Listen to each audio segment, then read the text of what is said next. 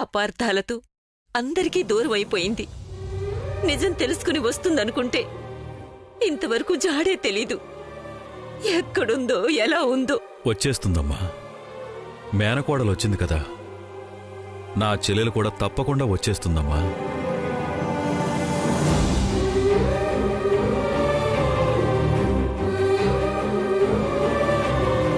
కానీ పెళ్లికి ముందే వస్తే బావుంటుంది. కూతురు పెళ్లి కళ్ళారా చూసినట్టవుతుంది.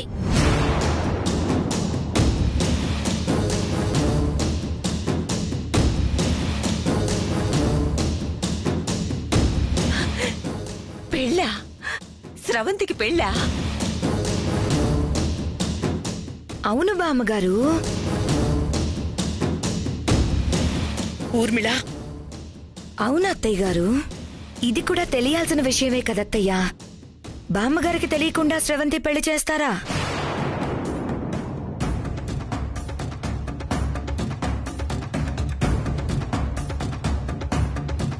అంజిగారు, శుభలేఖలు తీసుకురండి. వెళ్ళండి.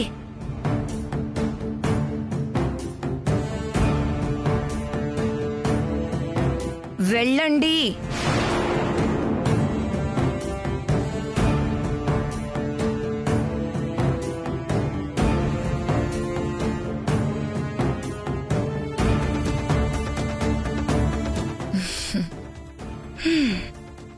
బామ్మగారు, శుభలేఖ చూడండి.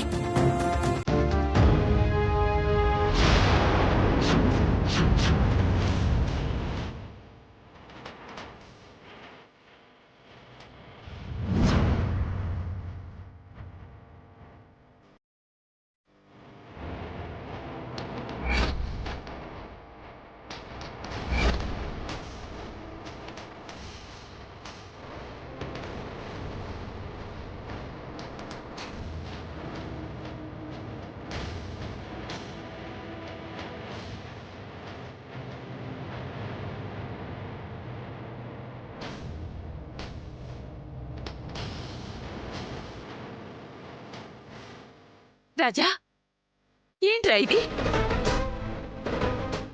ఏంటిది? ఏంట్రా ఇది? అమ్మా, అది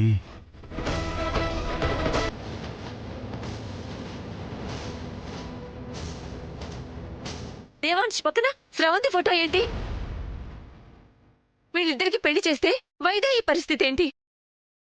అసలు వైదేహి ఏది?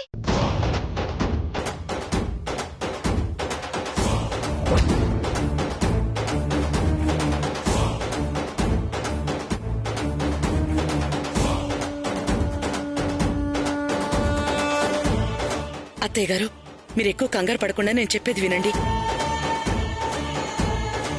దేవాంష్కి స్రవంతికి కొత్తగా ఇప్పుడు పెళ్లి చేయడం కాదు, చిన్నప్పుడే పెళ్లైపోయింది. ఆ విషయం మీకు కూడా తెలుసు కదా.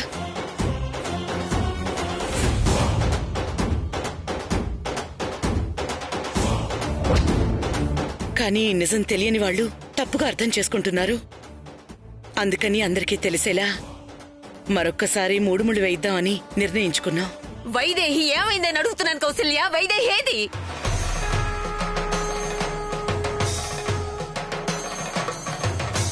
చిన్నప్పుడే వీళ్ళకి పెళ్ళయింది కదా అని వైదేహి దేవాంశుల పెళ్లికి విలువ లేకుండా పోతుందా?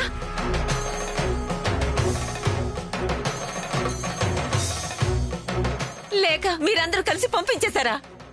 చెప్పండి, చెప్పండిరా.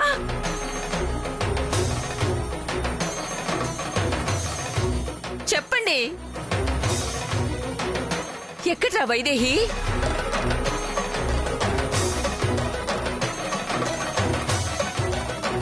కౌసల్య,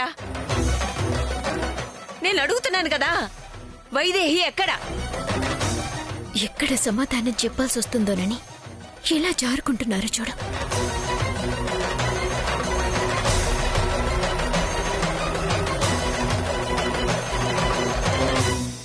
అరే, మాట్లాడినంటెవరు? వైదేహికేమైంది? చెప్పండి, వైదేహికేమైంది? అత్తయ్య గారు, మేమెవ్వరం వైదేహిని వెళ్ళిపోమని చెప్పలేదు. దేవాంశ్తో ఎలాంటి సంబంధం ఉండకూడదని కూడా చెప్పలేదు. అసలు మేమందరం బలవంతం పెట్టినా పెళ్లికి ఒప్పుకోమని దేవాంశ్ నొప్పించింది వైదేహి. ఏమండి, మీరు చెప్పండి. అవునమ్మా. అంతేకాదత్తయ్య గారు, గురువుగారు కూడా స్రవంతి దేవాంష్కి భార్యగా ఉండే అర్హత ఉందని చెప్పాకే ఈ నిర్ణయం తీసుకున్నాం. ఇది మాత్రం అబద్ధం. ఆయన రాసింది వైదేహి మాత్రమే భార్య అని. అది మార్చేసి స్రవంతికి కూడా అర్హత ఉందని రాశారు. నా మనవడెక్కడా? వీడేడి? వీడెక్కడా?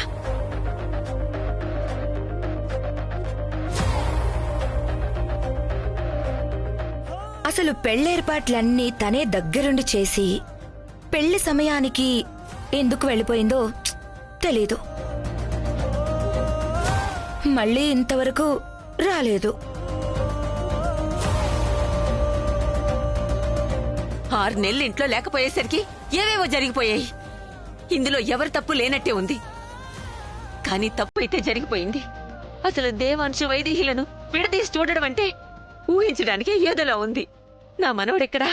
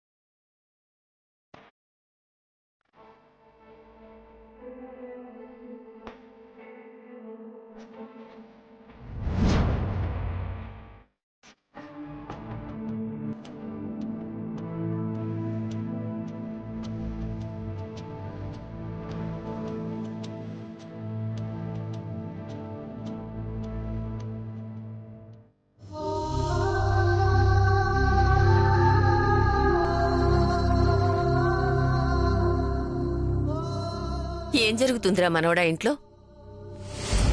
అమ్మా నాన్నలు చెప్పిందంతా విన్నావు కదిందు, అదే జరిగింది.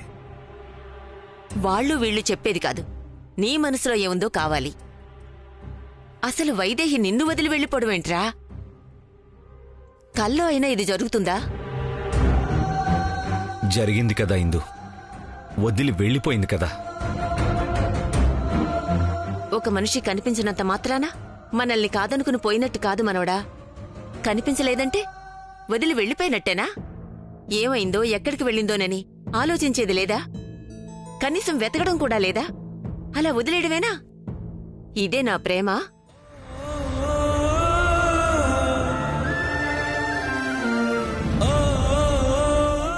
అత్తి, అలా చెప్పండి. ఆ మాత్రం ఆలోచన కూడా లేదు ఈ మహానుభావుడికి. కనిపించలేదంటే వదిలి వెళ్ళిపోయినట్టేనా? ఏమైందో ఎక్కడికి వెళ్ళిందోనని ఆలోచించేది లేదా? కనీసం వెతకడం కూడా లేదా? అలా వదిలేయడమేనా? అది నా ప్రేమ? మీ అమ్మా నాన్నలు చెప్పినట్టు వైదేహి కావాలనే నిన్ను వదిలి వెళ్ళిపోయిందనుకుందాం. వాళ్లు చెప్పిన కారణమే నిజమనుకుందాం. నువ్వు నమ్ముతున్నావా దాన్ని? ఎంతలా ప్రేమించుకున్నారు మీరు? ఒక్క క్షణం కూడా వైదేహిని చూడకుండా ఉండలేకపోయేవాడివి. ఏమైపోయింది ఆ ప్రేమంతా? అసలు పెళ్ళంటేనే ఇష్టం లేని నువ్వు పెళ్లికి ఒప్పుకుందే వైదేహి కోసం కదా. మరి ఆ వైదేహినే మర్చిపోయి స్రవంతితో పెళ్లికి ఎలా సిద్ధపడ్డావు?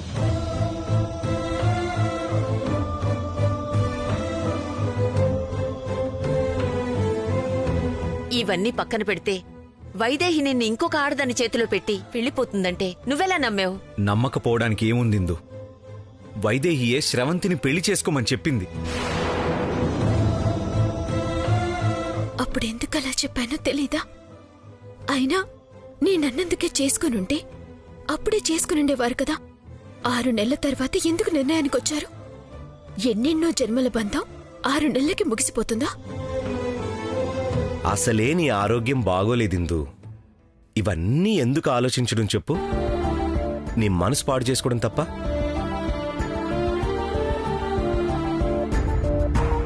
అయినా నేను ఎవరిని పెళ్లి చేసుకుంటున్నాను?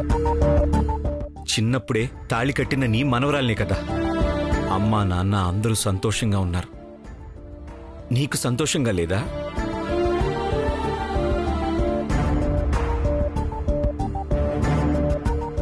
సంతోషంగానే ఉండేదిరా. కాని ఎప్పుడు? ఇంతవరకు నీకు పెళ్లి కాకుండా ఉండి అప్పుడు నా మనవరాలు వచ్చుంటే నువ్వు వద్దన్నా ముక్కు పిండి మరీ తాళి కట్టించేదాన్ని.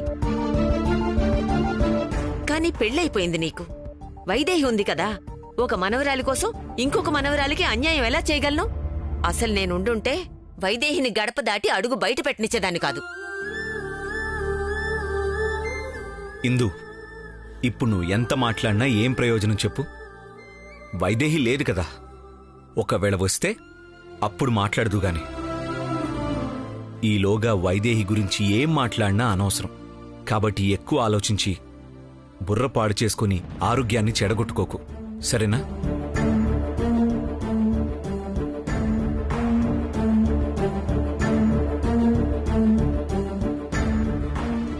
నా గురించి మాట్లాడటమే అనవసరమా? చెప్తా.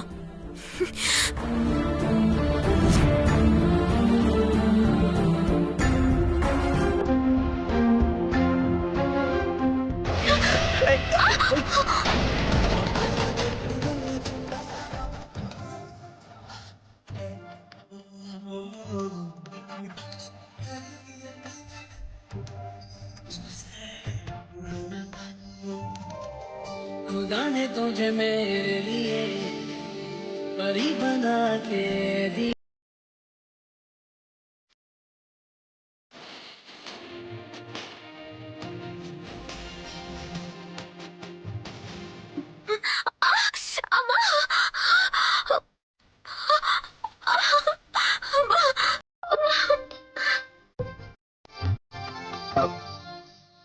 నొప్ప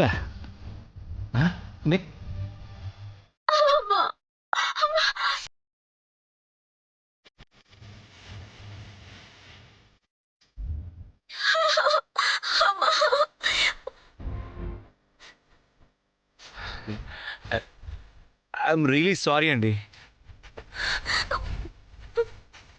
నేనెందుకు సారీ చెప్పడా? నేనే చూసుకోకుండా అడ్డు వచ్చాను. తప్పు నాదే. కానీ నేను మాత్రం మీకు సారీ చెప్పను. కావాలంటే చేసిన తప్పులేంటో తెలుసుకుని వాటికి సారీ చెప్పండి. హలో, హలో, నిన్నే. హలో, ఏంటి అమ్మాయి ఏదేదో మాట్లాడుతుంది అర్థం లేకుండా? నేనేం తప్పులు చేశాను? నేనెందుకు సారీ చెప్పాలి? ఏంటో.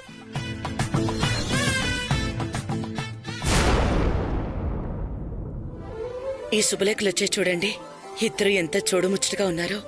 నా దిష్టి తగిలేలా ఉంది. ఇదిగోండి, కాఫీ తీసుకోండి. మీరు చూస్తూ ఉండండి. మీరు కూడా తీసుకోండి. ఇవన్నీ నీకెందుకమ్మా? తప్పే ఉందండి. నేనెక్కడున్నా నాకు చేతనైన పని నేను చేయటం నాకు అలవాటు. లేకపోతే నేనుండలేను. తీసుకోండి.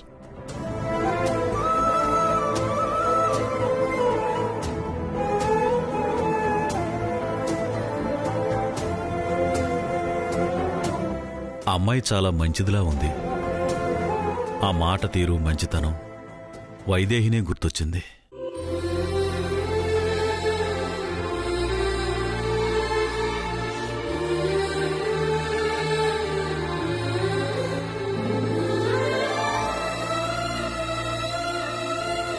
పొద్దు పొద్దున్నే ఆ పేరెందుకు తెస్తారండి?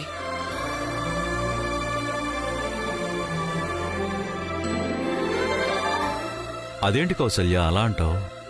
నీకెందుకు వైదేహి మీద అంత కోపం? కోపమే. తప్పప్పుల సంగతి పక్కన పెడితే ఈరోజు నా కొడుకిలా అయిపోవడానికి కారణం మాత్రం వైదేహిని. అవన్నీ తర్వాత. వాడిప్పుడిప్పుడే అన్నీ మర్చిపోయి స్రవంతి మీద ఇష్టం పెంచుకుని గ్రాండ్గా పెళ్లి చేసుకుందని ఆశపడుతున్నాడు. ఇప్పుడు ఆ వైదేహి పేరు తలిచి మళ్లీ వాడి మనసుని ఆలోచనని చెడగొట్టకండి. ఇప్పుడు నా పేరే కాదు, మళ్ళీ నా రూపంతో నేనే కళ్ళెదురుగా వచ్చి నిలిచినా ఆయన మనసేం పాడు చేసుకోరు. ఇప్పుడంతా స్రవంతిమయం, అన్ని స్రవంతి ఆలోచనలే.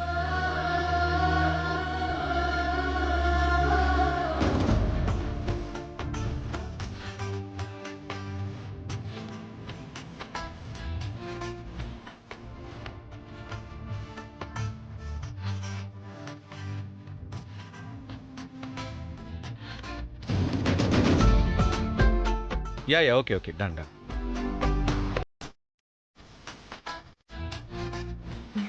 కాఫీ తీసుకోండి. మా కాఫీ మీరేం తాగుతారులేండి.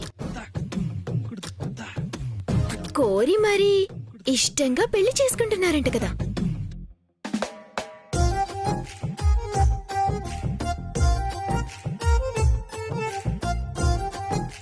ఆవిడ చేత్తోనే కాఫీ కలిపించుకొని తాగండి. మా చేతి కాఫీ ఎందుకు? హలో, ఏమన్నా? మీరు విన్నదే. ఇష్టమైన మనుషులు కలిపిస్తే ఇంకా ఇష్టంగా తాగొచ్చు కదా. కలిపించుకోండి. ఏం మాట్లాడుతుంది?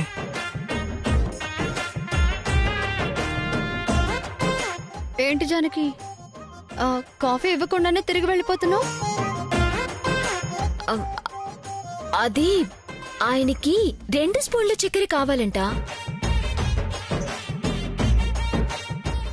నేనేమో 1 స్పూన్ చక్కెర కలిపి తెచ్చాను. ఇంకో స్పూన్ కలుపుదామని తీసుకెళ్తున్నాను. ఏమక్కర్లేదు, నేనిస్తానులే. అవును, మీరే ఇవ్వండి. ఆయనకి మీ చేత్తో ఇస్తే 1 స్పూన్ చక్కెర ఎక్కువ వేసినట్టే.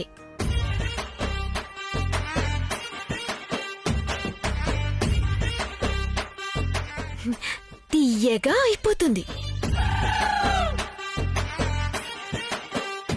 కదా. ఈ అమ్మాయి ఏంటి ఏదో తేడాగా మాట్లాడుతుంది? Thank you. ఏంటి బావా, 1 స్పూన్ చక్కెర ఎక్కువైతే కాఫీ తాగవా?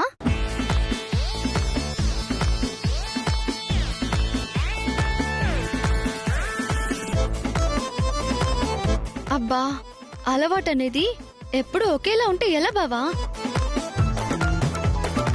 పరిస్థితుల్ని బట్టి, మన పక్కన ఉండే మనుషుల్ని బట్టి మారిపోతూ ఉండాలి. తీసుకో బావా, తాగు.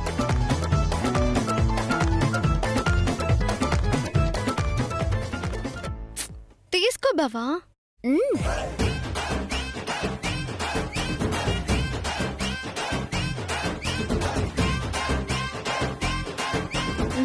అయినా మన జానకి చెప్పినట్టు నా చేత్తో ఇస్తే నీకు 1 స్పూన్ చక్కెర ఎక్కువ కలిపినట్టే. తీసుకో బావా. తీసుకోండి.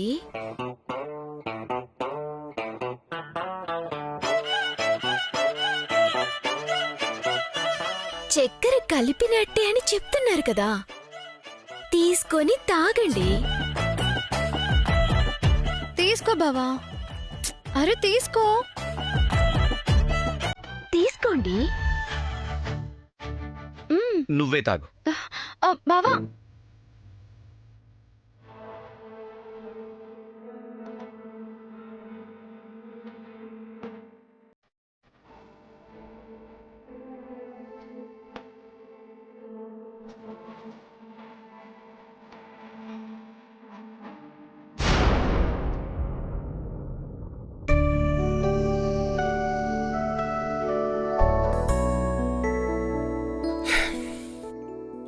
అమ్మా, టిఫిన్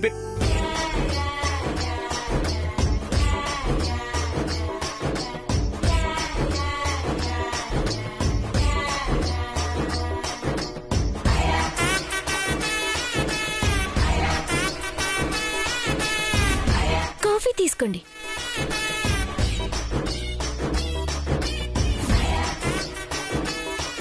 ఈ అమ్మాయి ఎందుకు అలా చేసింది? ఏం అర్థం కావడం లేదే.